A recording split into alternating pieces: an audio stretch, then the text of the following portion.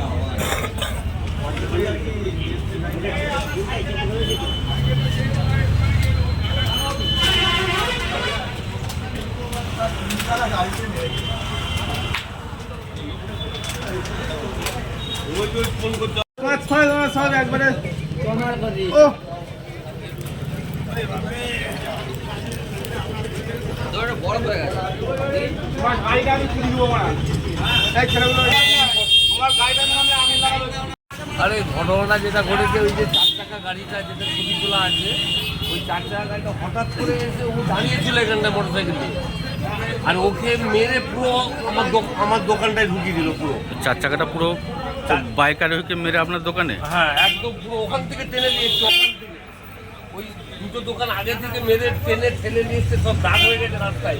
আপনার ক্ষতি কি হয়েছে? পুরো নিয়ে এসে ওকে যেভাবে মেরে ঢুকে দিচ্ছে, তাতে করে ছেলেটাই মরে যেত। মোটরসাইকেল তো গেলেও, এই যে মোটরসাইকেল ভাঙচুর হয়ে গেছে এইটা বাদেও ছেলেটা মরে যেত।